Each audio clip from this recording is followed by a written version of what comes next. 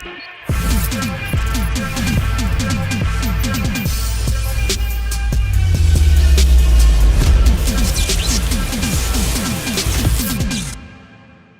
am very, very fortunate to have this video made possible, and I do want to give a massive shout out to my co-host at Fake Talk. I want to give a massive shout out to Zachary Stonebreaker for requesting this particular video. It's a video that he really wanted me to do for a long time. So again, Zachary, I was really thankful that you wanted me to do this one. A lot of people did, but I didn't know how I wanted to do it. And after, the podcast and talking with Zachary, I was like, let's make this happen. What if events went differently within the MCU? What if there was a crossover between God of War and the MCU timeline? What if Kratos was in the Avengers? Welcome back, my fellow watchers of the multiverse, to another brand new crossover scenario where we're going to be taking Kratos from the God of War series and placing him into the MCU. So that being said, grab some popcorn, sit back and relax, as we're going to be diving in to the brand new What If episode.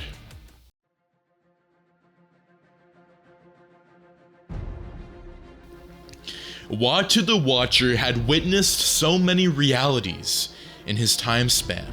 He had witnessed civilizations rise and fall, as well as many universes collapse in the never-ending wave called time. But one thing stood out for sure for him. There were forces that allowed one to breach the walls that separated each of their universes. Whatever these walls were breached, persons from other worlds could access others, causing a massive shift in the trajectory of that universe. Watu had witnessed multiple consequences from such interferences, and deep down, he wished that he could interfere and preserve such harmony, but unfortunately, he couldn't. He was bound to his oath, and he continued to observe the multiverse of madness. He suddenly noticed a familiar shift in the timeline when he took his head. It was another presence breaching the walls of the universe. He prepared himself to witness another interesting turn of events. Location: Mount Olympus, in a different universe. Kratos laid on the grass, thinking of a million ways that he would end the gods who had tortured him even till this day. On top of his lift was Ares, who Kratos was prepared to make suffer for killing his wife and children. In this period bound to the gods, Kratos had learned that the gods cared about no one but themselves. It was obvious from the way that they treated him, even when he performed their bidding to the letter. One thing was for certain: when he had his way, he would ensure his executed justice against the gods, and he would eliminate anyone or anything that stood in his way. As he was lost in thoughts, he felt a strange presence all around him. Believing that it was the gods, he attempted to spring up to his feet. But there was something unique about this presence. Kratos could have sworn that he had never felt it before. In seconds, a bright light had engulfed him, and he was screaming at the top of his lungs. Location: Shield Helicarrier. When an agent called his attention, Phil Coulson had braced himself for anything. Working for S.H.I.E.L.D., he knew that accepting the extraordinary would not be out of line. However, when the agent informed him that something cosmic had landed in the woods, just south of their location, Phil Coulson wondered that if it was another Hammer situation. With the sign, he immediately proceeded to assemble his agents. Whatever that thing was, it definitely needed to face the best hands, or something else could go wrong. Location: in the woods, somewhere in New York City. When Kratos opened his eyes, he immediately closed them in pain. There was something irritating about the light. It wasn't like the kind of light that he used to think of. He managed to open one eye, allowing it to settle into the atmospheric conditions, and his other eye followed. He immediately realized that this light had come from the sun. But this was not the kind of light that he was used to. His senses alerted him to the fact that this was not of his world. Something felt really off about this place, where he was and how he got there. As far as he could tell, he was surrounded by trees and regular vegetation. However, his ears could pick up weird vibrations from a distance. The vibrations gave him a severe migraine. As Kratos raised himself from the ground, he realized he had no clothes on, which did not seem to disturb him. Of course, this nonchalance only lasted until he saw a little rabbit come out of nowhere and stare at him. Fixated at his huge body, for the first time Kratos felt a tiny bit embarrassed.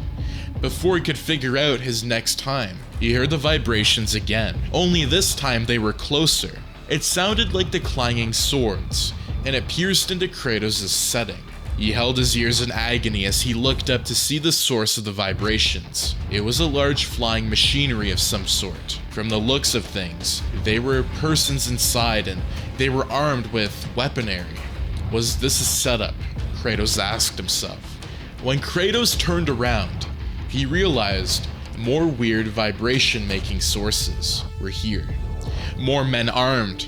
More men arrived in what looked like small but sophisticated carriages, and these men all held weapons Kratos had never seen before, but deep down he admired them just a little bit. Then it hit him. What if the gods brought him here? What if these men were sent by the gods to end him? Then, in that case, the gods had made a very terrible mistake. The agents, on the other hand, were quite surprised to see that the product of this cosmic fall was a rather huge naked man. However, they had their weapons set and prepared themselves for anything. For all they knew, this man could be another destroyer. Kratos immediately took a step back, taking a deep breath. As he moved, the agents were on high alert. In seconds, Kratos' body was littered with bullets. As each metal sank into his skin, Kratos felt pain, unlike what he was used to. However, as the bullets sunk into his skin, his anger rose. The agents were closing in on him, surrounding him completely as they continued to shoot at him. He clenched his fists and prepared to make a move. He tore through them like lightning. In seconds, he immediately moved, using his extraordinary strength to knock aside the agents. His speed was spectacular. One moment, he was there, and the other, he wasn't. And he had left behind a trail of unconscious, injured, and of course, dead soldiers. Phil Coulson was observing this from the helicopter above. As he witnessed the grueling scene, he prepared to call Fury. Nick Fury had not joined the mission to discover this cosmic entity. He was rather too busy here with Selvig and Maria Hill, studying the distortion of the Tesseract. But when he got the mission report from Coulson, he knew that his urgent attention was needed. He had informed Coulson to brief him physically when he was back. Coulson did as he was instructed. As Coulson briefed Fury, Fury was shocked to realize that this man had killed over 15 agents in a sweep. In the words of Coulson, the naked man did not even break a sweat. As Fury listened to the description of this man, Fury was already decided that this was a great threat, and it needed to be dealt with immediately. Fury then decided to carry out what the Avengers initiative he had in mind. Location: in the woods. A bloodied Kratos arrived at a small wooden cottage. Foaming with rage, the wounds on his body had since healed up, but they had hurt him on a somewhat deeper emotional level. Kratos did not understand why he was so pained. Perhaps his hatred for the gods were getting the better of him. Stepping into the cottage, he realized everything was rather quite organized, which only meant that someone actually lived here. Spotting a towel, he used it to clean up the blood from his body. As he wiped up every last stain of blood, his mind got alerted to a new problem: his absolute lack of clothes. Staring at the cottage, he fummed at the rather nature of this world's armor. However, he eventually settled for a sweatshirt and a pair of tight jeans. He did not know why, but he sensed that this dressing was somehow right. And now that he had got himself dressed, he knew that he had to find a way to leave this world. If the gods had intended to increase his misery by bringing him here, As Kratos stepped out of the cottage, he allowed himself to finally immerse in this world's atmosphere. He was now going to explore this world. Location: Shield Helicarrier.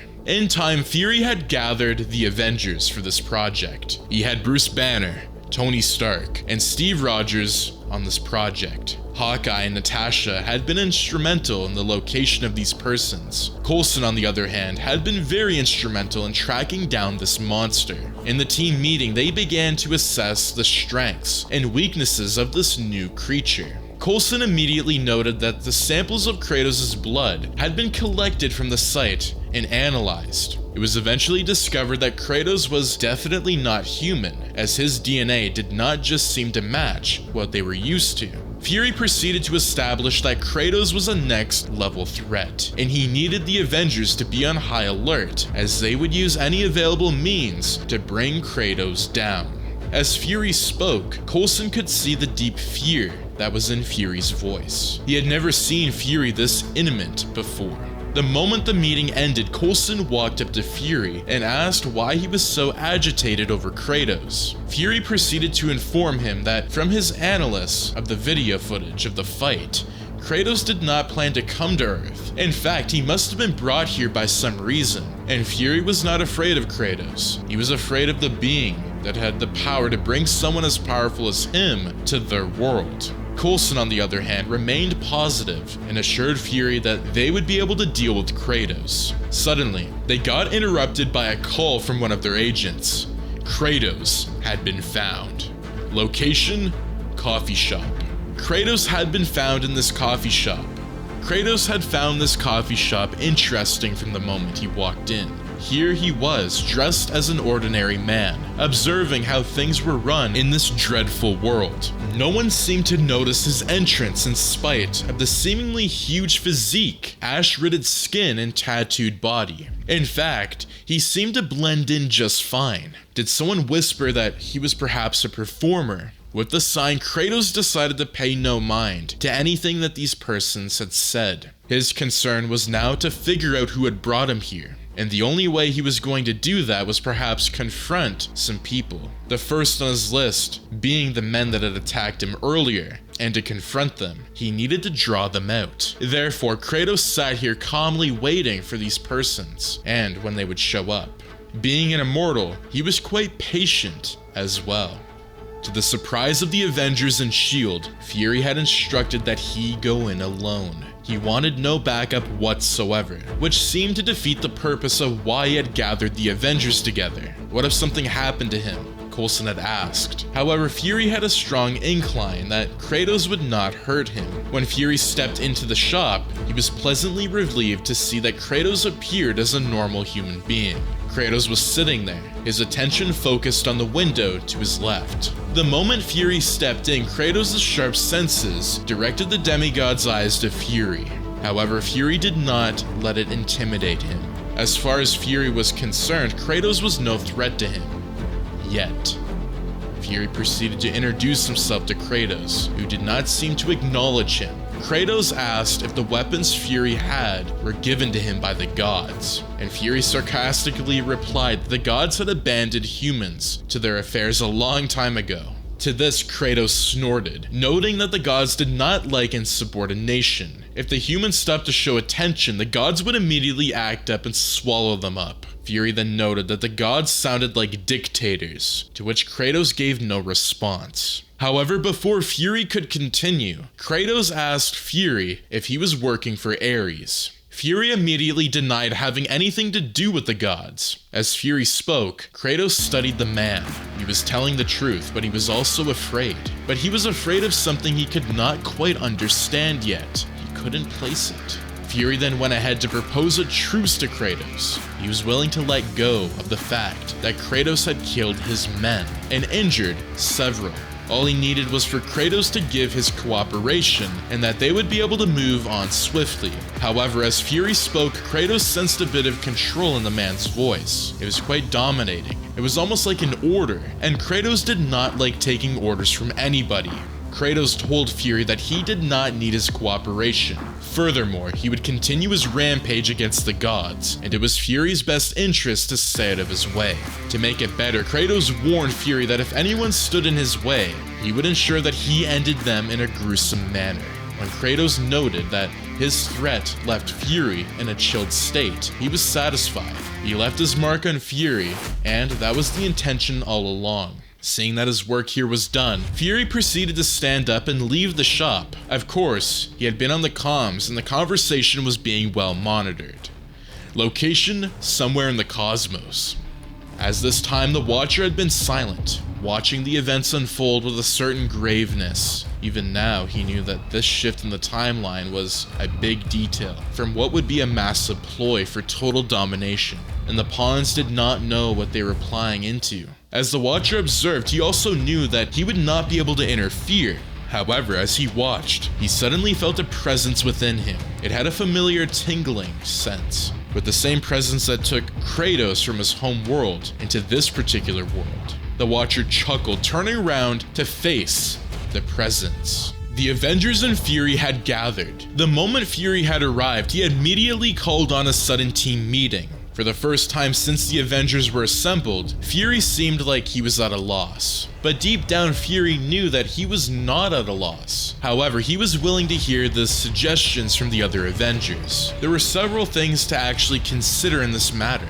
It was way too sensitive. Stark suggested that they subdued this Kratos before it was too late. However, Coulson proceeded to counter that they had to try to subdue him when he arrived, but unfortunately, he had similarly ended many agents in seconds. Romanoff asked if they had any weaknesses that they could exploit. Fury smiled when he heard her question, reminding himself that she was once an assassin. He determined that her question was perhaps the most relevant question that they would hear all day. Unfortunately, no one could determine his weaknesses. Hawkeye immediately asked if there was anyone on a sparring level with Kratos. With a smile, Fury identified Bruce Banner and Steve Rogers. From his observation, these two were the best set to spar against Kratos if need be. Stark was immediately offended at the fact that his name was not included. Could it be that Fury was looking for raw strength and Stark didn't cut it because he depended on his advanced tech? However, Stark reserved the thoughts to himself, bringing everyone back to the major discourse. Coulson asked what Kratos' next obligation was, and Fury noted that Kratos would try to trace the origins of his unfortunate misplacement to the gods. Therefore, anywhere that had the slightest energy of gods would perhaps be traced by Kratos. Then, suddenly Coulson figured out where Kratos would be. Location: Mjolnir crash site. Kratos would not know that the site that he was standing on was the site Mjolnir had crashed to. His method of getting here had been quite unorthodox to the inhabitants of this world. He had walked quite the distance and had been able to find a horse that the inhabitants of Earth would call a park. He immediately challenged the owner of the horse and pushed him down to submission. Two uniformed men had tried to stop him, but he had immediately disarmed them and sent them flying backwards at quite a high pace. He was excited that he was manifesting his obvious upper hand. However, deep down he hoped for a worthy match. It was quite natural for warriors like himself to desire such. Then he had to ride the horse, and minced encounters with other people, and things that were called cars. Until he got there, the place he hoped to find some answers. As he walked around, he could definitely feel the god presence over here. He sighed in frustration, wondering if he would be able to get more answers. Allowing himself to bask in the god energy, he realized it was no energy but Asgardian energy, which seemed to resonate on an indifferent side of him. However, perhaps the Asgardian gods were responsible for his current predicament. If that was the case, he would bring the war to them if he had to. Suddenly, he could feel the godlike energy again. He could sense it nearby. With a smile, Kratos launched on his horse and proceeded to move. He was going to encounter a god, and the thought of the victory that would probably follow excited him. Location: in the mountains. When Thor had arrived on the mountains, he had half expected Mjolnir to start acting up. It was as if Mjolnir was pulling him to something, another being that had to duel.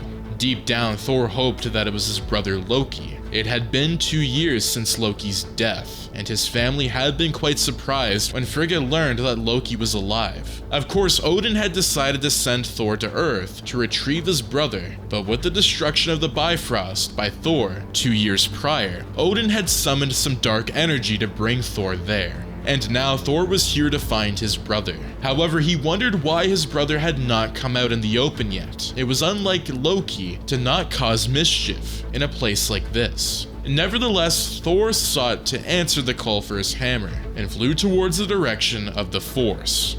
In 10 minutes, he had arrived at a trail where he sighted a man on a horse approaching him with speed. Thor landed on the floor in a dynamic style, realizing this was the man he was here to see. Kratos, on the other hand, eyed the god in front of him. He licked his lips and emerged from the horse. While he had no weapons on him, he was definitely going to still battle this god. But first, Thor asked Kratos who he was and why. However, Kratos continued to observe the hammer. He noted that the godlike energy was quite unique. He further remarked if Thor's godlike energy would remain effective without Mjolnir. To this, Thor laughed. Thor immediately noted that only the worthy could carry his hammer. Thor then asked Kratos again, "Who are you?"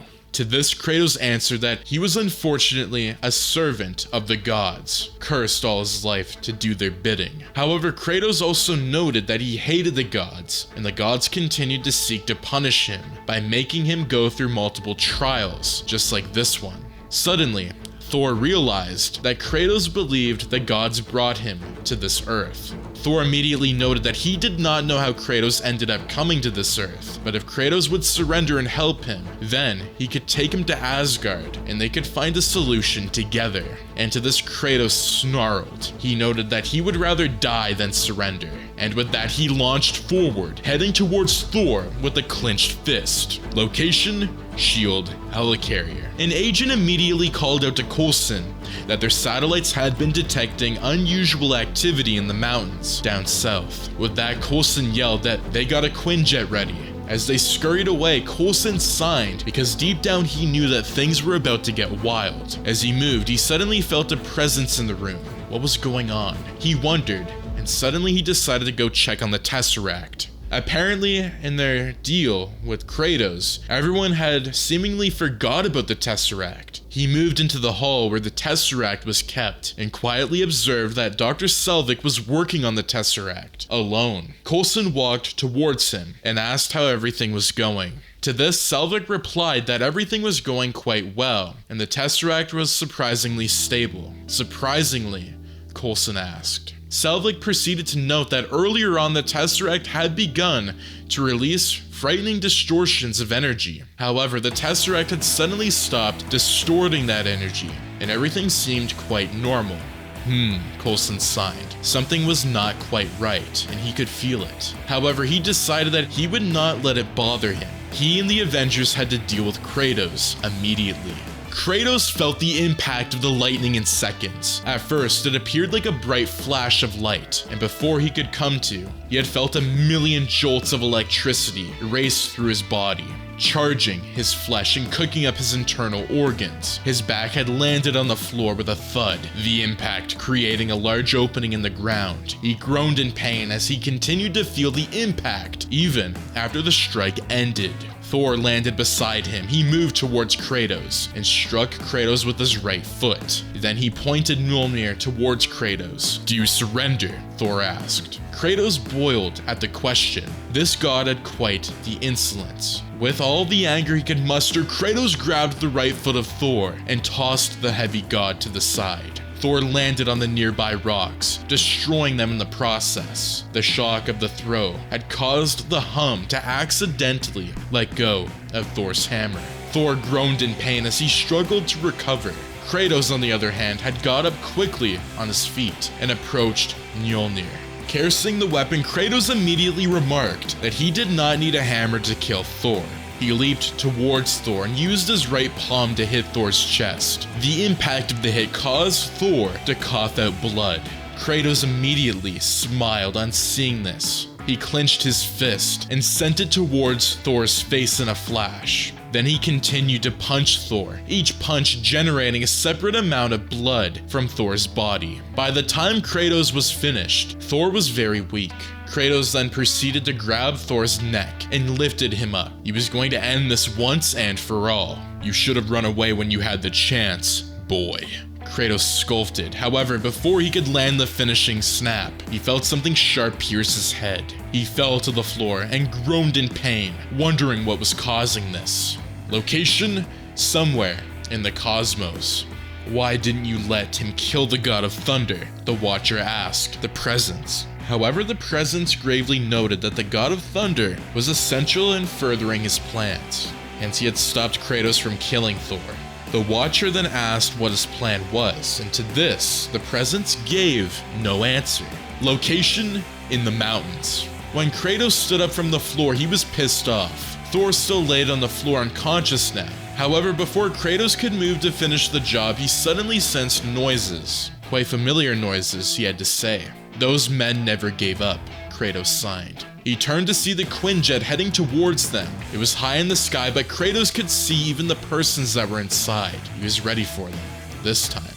Sighting a rock beside him, he launched towards it and hurled the rock towards the jet. This speed was huge, and quite frankly, it was impossible for a rock to move through the air at such speed. Anyway, Kratos was definitely out of the ordinary. The pilot attempted to maneuver. He quoted the expert as he was able to successfully avoid a full impact. However, the tail of the Quinjet was now damaged. Nevertheless, "Can you land us safely?" Coulson screamed to the pilot. The man nodded frantically, all his attention on the controls. "Oh, screw this," Stark signed. In seconds, he was surrounded by his full-tech suit, and he flew towards Kratos. The god of war looked at him, quite impressed at his machinery. Kratos noted that he had never seen such weaponry before.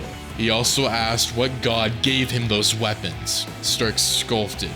"The god of Starks." Iron Man proceeded to attack Kratos. As he attacked, the god of war began to leap from place to place.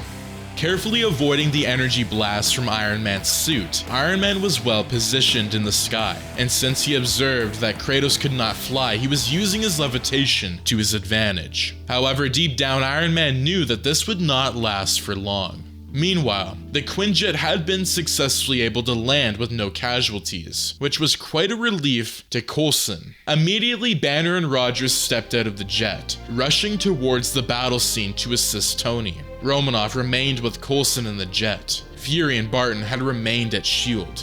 Unfortunately, Banner and Rogers had gotten to the fight scene on time, because Kratos was about to strike Iron Man with a rock that definitely would have killed him. However, he was taken aback when his danger senses picked up another attack, coming from behind him. When he turned, he noticed a green, strong being attacking him. The Hulk gave Kratos a punch that sent him flying backwards. Before Kratos could recover from the punch, he felt the sharp edges of a shield strike him, causing him to tumble. As he laid on the floor, he felt an energy blast strike him, burning into his flesh. "He's off his feet. Take him down now," Romanoff screamed into the comms. Captain America, Iron Man, and Hulk continued to attack Kratos. With a solid final punch from Hulk, Kratos fell unconscious. If Fury was impressed, he did not show it. Right now, Coulson was briefing him on the success of their mission. They had been able to successfully apprehend Kratos, and they also brought in the comatose Asgardian god.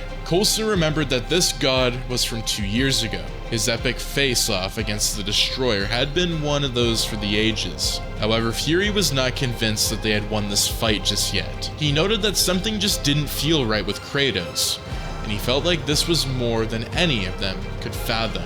Coulson's mind immediately raced to his experience earlier in the day, but chose to shut it out. Now was not the time to burden Fury with all of those details. However, he knew that Fury was right. There was something deeper happening, and nobody could fathom what was actually going on. Was Kratos truly the villain in this story? Or was he just confused and was perhaps being manipulated?